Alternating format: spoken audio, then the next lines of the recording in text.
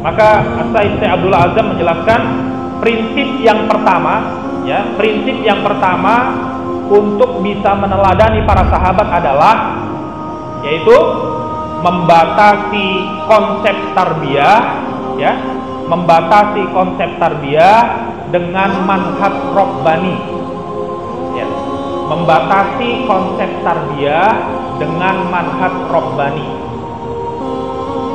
Apa maksudnya? Lihat ini, maksudnya membatasi konsep tarbiyah itu artinya membatasi konsep pembinaan, ya. Rasulullah membina para sahabat dan kita pun juga begitu. Ketika melakukan pembinaan harus membatasi konsep tarbiyah, membatasi konsep pembinaan dengan manhaj rabbani. Manhaj rabbani itu apa? Yaitu metodologi yang sumbernya betul-betul dari Allah. Lihat. Harus dari sana sumbernya. Jangan dari logika, jangan dari rasio, jangan dari hawa nafsu, jangan dari kepentingan dunia, jangan dari adat istiadat, jangan dari suara mayoritas, jangan dari yang lain-lain. Membatasi konsep tarbiyah dengan manhaj rabbani. Ini dulu. Kalau ini tidak bisa kita lakukan, sulit meneladani kehidupan para sahabat itu. Ya, kalau tarbiyah kita kemudian konsepnya masih bercampur dengan metodologi-metodologi lain, dengan manhaj lain, sulit nanti kita akan menempuh jalan kehidupan para sahabat itu. Karena apa? Nah, lihat di dalam surat ke-39 ayat yang ketiga, perhatikan. Di dalam surat ke-39 ayat yang ketiga, karena Allah Subhanahu wa taala menjelaskan, a'udzubillahi minasyaitonirrajim, ala lillahi dinul khalis. Ketahuilah, agama yang diakui oleh Allah itu cuma agama yang bersih. Ya, agama yang diakui oleh Allah itu hanya agama yang bersih. Jangan dicampur-campur, jangan ditambah-tambah. Ini yang nanti bikin rusak. Tidak original, nah, gitu maksudnya, ya, tidak original lagi. Dan di dalam ayat ini sekaligus dikasih contoh di antara yang mengotori agama kita itu namanya syirik tawassul. Nah, di dalam ayat ini ada hal yang mengotori, salah satunya misalnya tentang syirik tawassul, yaitu mendewa-dewakan orang alim yang sudah meninggal, itu didewa-dewakan. Hati-hati. Kenapa harus membatasi konsep tarbiyah dengan manhaj rabbani? Karena satu, agama yang Allah akui adalah agama yang bersih. Satu. Kedua, alasannya di dalam surat ke-22 ayat ke-78. Lihat. Di dalam surat Al-Hajj ayat ke-78 dijelaskan.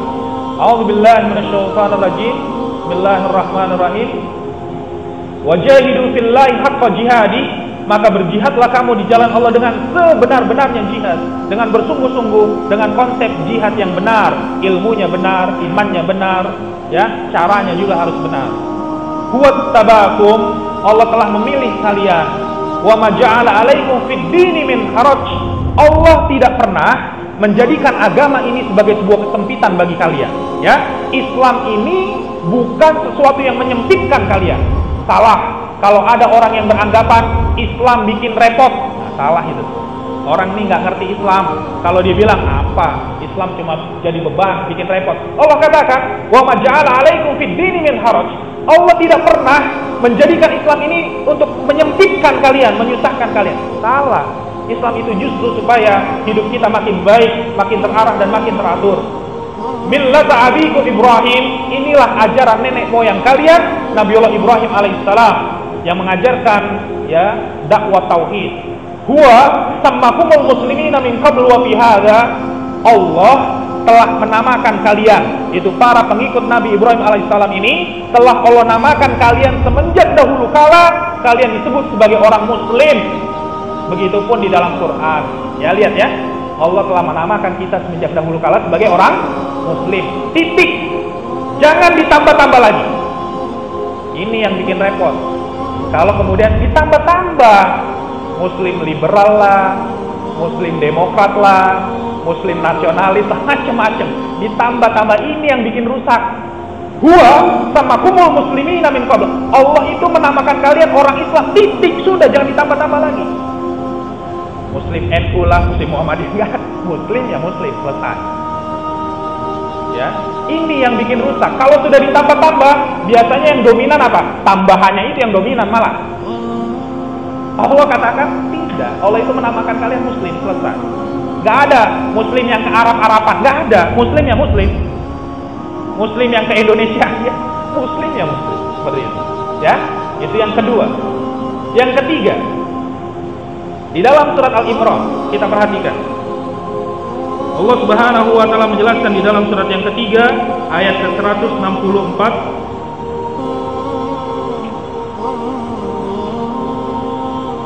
Di dalam surat Al-Imran surat ketiga ayat 164 dijelaskan, laqad manallahu 'alal mu'minin, sungguh Allah telah memberikan nikmat. Allah memberikan karunia kepada orang beriman. Karunianya apa? Yaitu idba'atha fihim rasulan min anfusihim, yaitu ketika Allah mengutus rasul di tengah mereka. Ini karunia, diutus rasul untuk memperbaiki manusia. Fungsi rasul apa? Satu, membacakan kepada manusia ayat-ayat Allah, mensucikan mereka, wa yu'allimuhumul kitaba wal hikmah, mengajarkan kepada manusia Quran dan sunnah. Titik. Jangan lagi sumbernya yang lain. Quran dan sunnah saja. Wa in kanu min qablu lafi dhalalin mubin. Sebelum rasul diutus, manusia dalam keadaan sesat. Dalam keadaan sesat ini ingin dirubah menjadi baik. Di antaranya dengan apa? Bil kitabi wal hikmah, dengan Quran dan sunnah. Ya, nggak boleh lagi ditambah-tambah yang lain. Nah, ini yang dimaksud dengan membatasi konsep tarbiyah dengan manhaj rabbani. Jadi tarbiyahnya harus dibatasi dulu metodologinya. Kalau tidak dibatasi, ini yang bikin rusak nanti. Islam tapi dicampur-campur dengan hawa nafsu, Islam tapi dicampur-campur dengan logika, rasio, kepentingan dunia dan sebagainya. Jadi Rasul membina para sahabat hanya dengan arahan dari Allah. Contoh, nah lihat kan contohnya. Contoh bagaimana membatasi konsep tarbiyah dengan manhaj rabbani, ya. Contohnya. Salah satu contohnya adalah kronologi turunnya surat Abasa, surat ke-80. Nah, kita lihat surat ke-80 dari ayat pertama ya sampai ayat ke-11. Ya, pertama, surat ke-80. Surat Abasa, para jamaah sekalian, ayat ini turun berkenaan dengan apa? Ya. Jadi, waktu itu Rasulullah sedang berdakwah kepada kumpulan pembesar Quraisy. Kenapa begitu? Karena Rasulullah ingin supaya Islam makin kuat, Islam makin tersebar luas, Islam semakin baik ke depan. Maka apa yang Rasul lakukan? Rasul datangi para pembesar Quraisy, orang yang punya jabatan, punya kedudukan, punya pangkat, didatangi, didakwahi oleh Rasul. Rasul serius sekali mendakwahi mereka supaya Islam ini makin baik dan kuat. Jadi Rasul mendatangi pembesar Quraisy itu bukan karena motivasi dunia, bukan. Gak kayak kita gitu ya, kita mau cari duniawi, mendekati para pembesar itu, bukan. Kalau Rasul tidak begitu. Rasul mendekati para pembesar Quraisy supaya dakwah ini makin kuat, makin tersebar luas. Lagi serius-seriusnya mendakwahi pembesar Quraisy, tiba-tiba apa yang terjadi? Datang seorang sahabat namanya Abdullah bin Umi Maktum, seorang buta. Dia buta, dia seorang sahabat yang tidak punya kedudukan dan tidak punya jabatan. Tiba-tiba menyela Rasulullah dengan pertanyaan. Coba, kira-kira kalau kita yang mengalami peristiwa ini gimana? Kita nih sedang berhadapan dengan orang penting, satu urusan yang sangat penting, kita lagi fokus serius. Tiba-tiba ada orang datang nanya sama kita. Kira-kira sikap kita gimana? Kalau kita yang ngalamin peristiwa itu, kira-kira bagaimana? Kita bakal bilang, entar aja deh ya, dulu nih, sanggup. Ini penting sih gitu. Sama kita juga bakal begitu, bayangkan. Ini yang terjadi terhadap Rasulullah. Rasulullah tidak suka dengan kedatangan Abdullah bin Umi Maktum yang menyela itu. Karena Rasul sedang fokus menasehati para pembesar Quraisy ini. Tiba-tiba turun ayat ini. Bayangkan, perhatikan redaksional ayatnya. Abasa wa tawalla, Muhammad mukanya masam dan dia berpaling. Perhatikan redaksional ayatnya, sangat keras sekali tegurannya. Rasul ditegur oleh Allah, Muhammad mukanya masam, asem banget mukanya. Kalau bahasa kita bayangkan, nggak ada halus-halusnya. Muhammad mukanya masam, dia mukanya masam dan dia berpaling. Anja'ahul a'ma, ketika datang seorang buta kepadanya. Kemudian, ya, wa ma yudrika la'allahu yazakka, Muhammad tahukah engkau Bisa jadi orang itu sedang ingin mensucikan dirinya, dia minta nasihat. Ya, dia nanya hal yang nggak prinsip lagi, Ustaz. Tauhid rububiyah apa sih artinya, Ustaz? Gitu dia nanya. Ini lagi dapin penting. Syirik apa sih, Ustaz? Ada gitu dia nanya. Ya. Berikutnya, ya yang keempat, au yadzakkaru fatanfa'u dzikra, bisa jadi peringatan itu bermanfaat bagi dirinya, ya. Selanjutnya, amma man istagna, adapun kepada orang yang kaya, orang yang berkecukupan, fa anta lahu, ya, tasadda, engkau melayani, engkau serius fokus kepadanya. Sama orang yang bercukupan aja kamu begitu. Ya. Terus wa ma'alaika alla yazakka, padahal tidak ada kewajiban kamu mensucikan mereka. Belum tentu juga mereka mau dengerin itu. Ya sebenarnya, ya. Wa amma man ja'aka yas'a, sementara sama orang yang datang dengan rasa takut ini, ya. Kemudian wa huwa yakhsha, dan dia berharap dan dia rasa takut, fa anta anhu talaha, engkau malah berpaling, engkau enggak melayaninya. Kalla, kata Allah Subhanahu wa taala, jangan begitu Muhammad. Kalla, enggak boleh. Innaha tazkirah, ketahuilah Quran itu adalah peringatan. Bayangkan, redaksionalnya sangat keras sekali. Rasulullah ditegur. Ini contoh ya, contoh bagaimana membatasi konsep tarbiyah dengan manhaj rabbani. Betul-betul arahannya dari Allah Subhanahu wa taala. Karena Rasulullah itu orang yang maksum, lihat ya, maksum. Ketika terjadi kekeliruan langsung turun koreksi dari Allah. Ini koreksi. Lihat di sini pelajarannya. Pelajarannya apa? Mengosongkan dakwah dari muatan-muatan lain. Kalau secara hitung-hitungan taktis strategis, harusnya lebih diutamakan pembesar Quraisy daripada Abdullah bin Umi Maktum. Karena ini posisinya strategis. Tapi ternyata kata Allah, tidak, jangan itu ukurannya. Ya, langsung dikoreksi. Kedua, pelajarannya yang lihat di sini, pelajaran yang bisa kita ambil adalah Rasulullah mendidik kita. Rasulullah itu orang yang dadanya sangat lapang sekali. Bayangkan, lapang sekali. Rasul ditegur oleh Allah dan Rasul menerima. Quran ini isinya teguran. Bayangkan, Quran ini isinya teguran. Rasul ditegur, istri-istrinya ditegur, para sahabat juga ditegur. Lihat, ini Quran. Makanya Quran itu turunnya tidak seperti ini kan? Quran itu turunnya tidak pertama Al-Fatihah, kedua Al-Baqarah, ketiga Al-Imran, kan tidak begitu. Quran itu turunnya apa? Kaswistis. Ada satu persoalan, turun ayat. Ada satu masalah, turun penjelasan. Lihat, Quran betul-betul petunjuk solusi bagi kehidupan. Apapun persoalan hidup, kemudian datang penjelasan.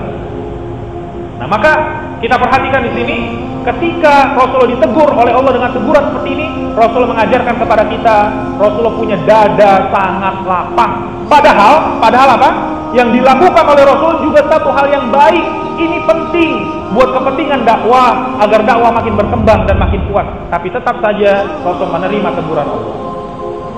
Coba sekarang saya tanya, kalau hal ini terjadi pada diri kita, satu saat kita ditegur dengan ayat-ayat Allah, sementara kita menganggap perbuatan kita benar, kita bisa langsung terima nggak kalau ditegur sama ayat Allah? Gimana coba? Apa yang akan terjadi sama kita? Satu saat kita ditegur sama ayat Allah, sementara kita merasa ini kan baik, gitu, ya kan? Belum tentu tuh kita bisa langsung terima.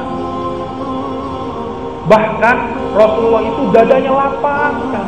Bukan cuma Rasulullah terima, tapi Rasulullah sampaikan lagi kepada sahabat, disampaikan kepada sahabat. Wahai sahabat, ini ada ayat turun, ayat tentang diriku. Aku ditegur sama Allah, kalian tidak boleh meniru ini. Lihat, ini ayatnya, dikasih pelajaran.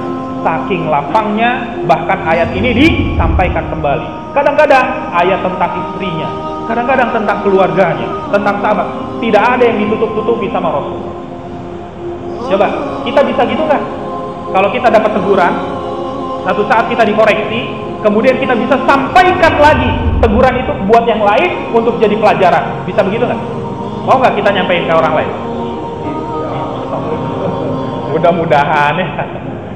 Ini kadang-kadang ada orang nggak berani dia nyampein sih sama yang lain, tapi redaksionalnya udah beda. Dia bilang apa? Ana disalahin, gitu dibilang. Masa ana disalahin? Ana kan bener itu baik. Kok ana masih disalahin juga? Payah ini pakat tua nggak ngerti banget, gitu dia bilang. Pimpinan ini gimana sih Pak Pimpinan? Masa sih udah baik-baik masih disalahin juga? Gitu. Kita sampaikan ke yang lain, tapi isinya apa? ngedumel, isinya ngegerutu, bukan dijadiin pelajaran. Nah, Rasulullah tidak begitu. Lapang sekali dadanya. Rasulullah terima koreksi itu dan Rasul kembalikan, jadikan pelajaran. Nah, ya, maka coba lihat surat ke-6 ayat ke-125. Perhatikan surat ke-6 ayat 125. Di sana dijelaskan, A'udzubillahi minasyaitonir rajim. Bismillahirrahmanirrahim. Faman yuridillahu ayyahdiyahu yashrah sadrahu lil Islam. Siapa yang Allah kehendaki dapat hidayah, Allah jadikan dadanya lapang menerima Islam. Lihat ini ya. Siapa yang Allah jadikan dapat hidayah, Allah jadikan dadanya lapang menerima Islam.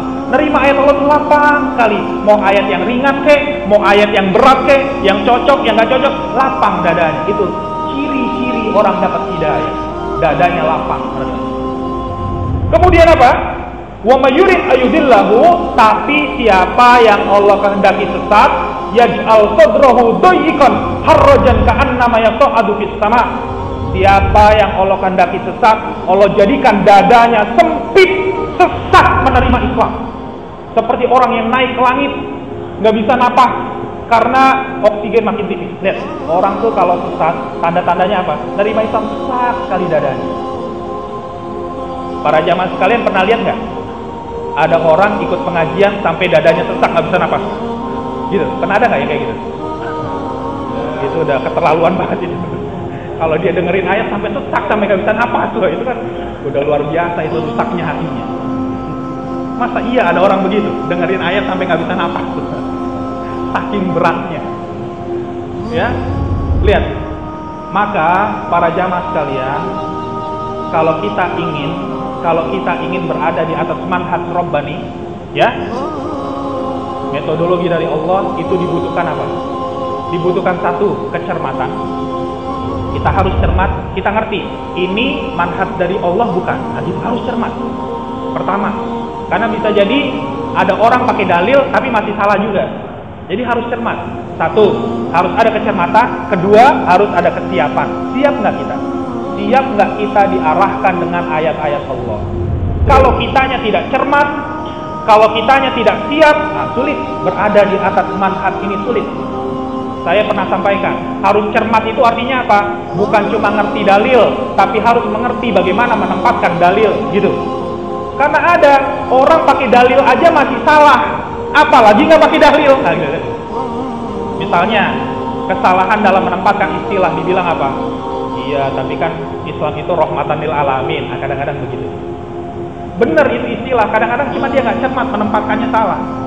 Apa yang dimaksud rahmatan lil alamin itu apa? Rahmatan lil alamin itu artinya rahmat Allah, kasih sayang Allah tersebar di muka bumi ini. Kapan? Rahmat Allah itu turun ketika kita hidup di bawah naungan syariat. Ketika kita hidup di bawah naungan syariat Allah, itu yang turun rahmat, kasih sayang Allah. Tapi kalau kita menentang syariat, nggak ada rahmatan lil alamin. Yang ada mungkarul lil alamin, kemungkaran di mana-mana. Ya, jadi nanti banyak orang yang tidak cermat. Dia pakai dalil tapi dia nggak cermat, dia nggak ngerti menempatkannya. Yang kedua apa? Adanya kesiapan. Kesiapan diri kita untuk diarahkan. Makanya tadi saya katakan apa? Lihat, Quran ini isinya peringatan. Rasul saja diperingatkan, istrinya diperingatkan, para sahabat diperingatkan dengan ayat ini. Masa kita nggak mau diperingatin? Kan aneh. Kita nggak siap diperingatkan dengan ayat Allah, dikoreksi. Makanya para jamaah sekalian, kita harus paham di antara adab di dalam majelis, adab-adab majelis, ya, supaya kalau kita hadir ke dalam majelis, ilmu yang masuk kepada kita tuh betul-betul meresap, gitu ya, meresap, kita terima dan jadi berkah dan bermanfaat. Itu kita harus paham adab di dalam majelis. Di antara adab dalam majelis apa?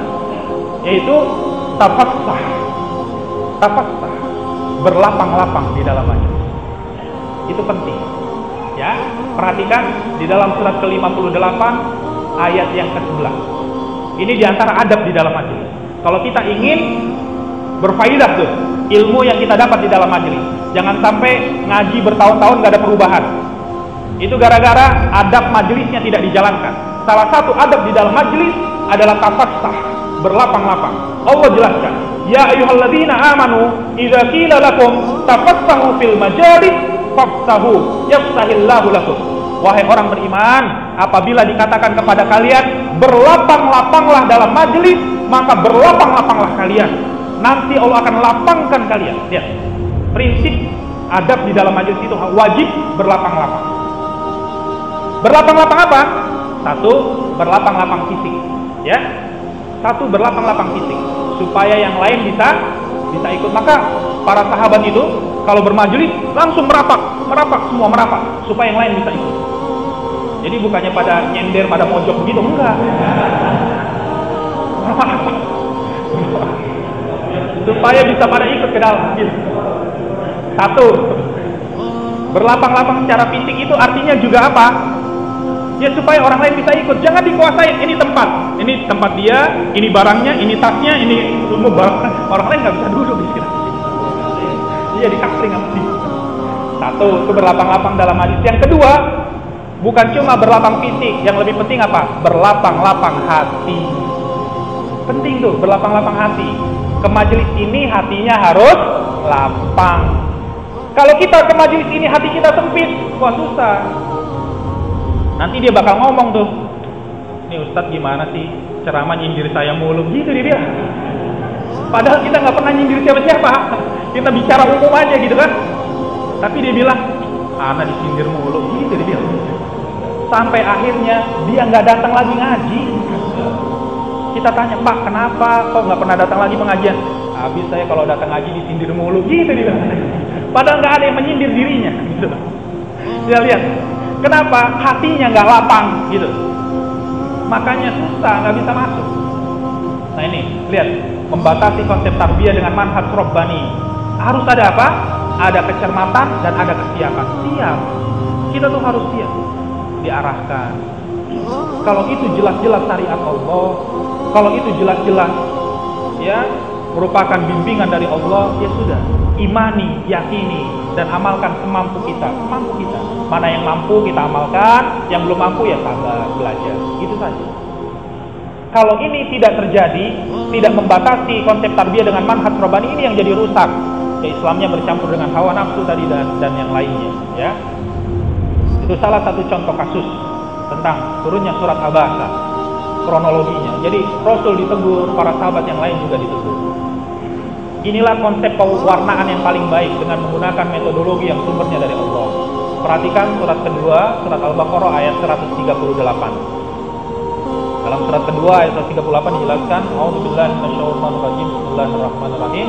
Sibghatallah wa man ahsanu minallahi sibghah wa nahnu lahu 'abidun. Pewarnaan Allah. Sibghatallah, pewarnaan Allah, celupan Allah. Siapakah yang lebih baik pewarnaannya dibanding pewarnaan oleh Allah? Jadi kita harus diwarnai itu dengan warna Allah saja, jangan warna yang lain. Ya, harus ini celup dengan celupan Allah saja. Ini yang terbaik pewarnaannya, akan menumbuhkan manusia-manusia yang terbaik, yaitu apa? Wa nahnu lahu abidun. Mereka akan menjadi Abdullah, tidak jadi Abdul Hawa, ya, tidak menjadi hamba hawa nafsu, tidak menjadi hamba kedudukan, tidak menjadi hamba dunia, tidak menjadi hamba yang lain, tapi dia menjadi hamba Allah. Wa nahnu lahu abidun. Mereka akan menjadi pengabdi kami. Kalau dia mau diwarnai dengan warna Allah. Jadi ya berlatih untuk siap diwarnai dengan warna Allah. Maka apapun persoalan kita, coba kita tanya arahannya menurut Quran dan Sunnah itu bagaimana. Kita cermat mempelajarinya, kemudian kita siap berusaha. Jadi ayat-ayat Quran itu kadang-kadang perkataannya keras. Sama Rasul saja keras. Bayangkan, Rasul saja keras sekali tadi kalimatnya itu redaksional. Kalla, jangan begitu Muhammad, kamu nggak boleh begitu. Tapi Rasul ya sabar, dia menerima dengan ikhlas, dia dengan baik. Dan tentu ada beberapa contoh yang lain tentang kasus ya bagaimana membatasi konsep